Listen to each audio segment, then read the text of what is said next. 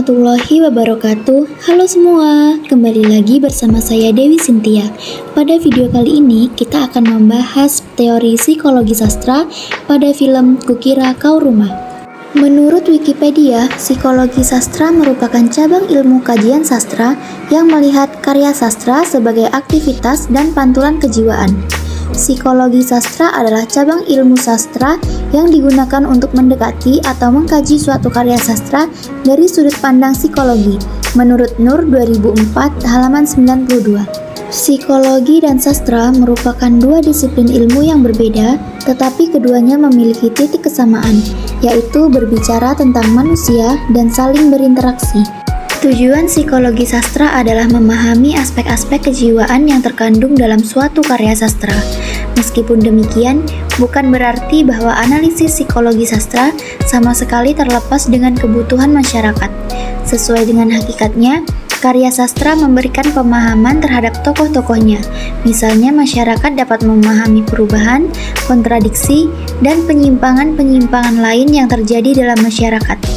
Di dalam teori psikologi sastra, kita akan mengenal yang namanya id, ego, dan superego. Id merupakan hal yang mendasari personalitas seseorang. Id dapat direpresentasikan sebagai kebutuhan dasar alamiah, contohnya makan, minum, dan seks. Id bekerja dengan menganut prinsip kesenangan. Id mencari kepuasan secara instan terhadap keinginan dan kebutuhan manusia. Apabila kedua ini tidak terpenuhi, seseorang dapat menjadi tegang, cemas, atau marah. Yang kedua, ego.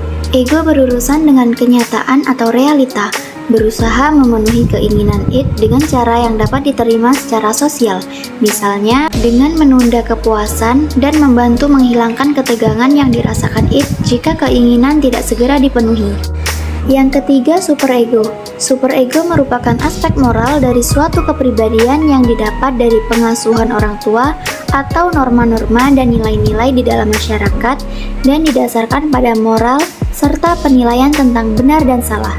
Selanjutnya kita akan mengaitkan id, ego, dan superego ke dalam sebuah film yang berjudul Kukira Kau Rumah garapan Umay Shahab. Sinopsis film Kukira Kau Rumah mengangkat tentang isu mental seorang perempuan yang bernama Niskala. Ia mengidap penyakit bipolar sejak remaja. Akibat penyakit yang dideritanya, membuat ayah Niskala menjadi protektif. Niskala tidak bisa melanjutkan sekolah dan hanya bisa bergaul dengan Dinda dan Octavianus, teman-teman yang dipercaya oleh ayahnya. Namun, ketika ayahnya keluar untuk bekerja, Dinda dan Octavianus selalu mengajaknya kuliah. Tanpa sepengetahuan ayahnya, Niskala diam-diam kuliah. Ia ingin membuktikan kepada ayahnya bahwa ia juga bisa berprestasi dengan penyakit yang dideritanya. Lalu, kehidupan Niskala berubah sejak ia bertemu dengan Pram. Pram yang merupakan seorang musisi juga memiliki masalahnya sendiri. Lelaki tersebut kerap merasa kesepian, terlebih saat ia ditinggal oleh sang ayah yang meninggal dan ibunya yang sibuk bekerja. Octavianus memarahi Niskala karena selalu bersama Pram. Saking marahnya, Octavianus sampai memukul Pram. Dari situ, amarah Niskala terpicu dan ia semakin depresi. Bersikeras bahwa hanya Pram yang mampu membuatnya bahagia.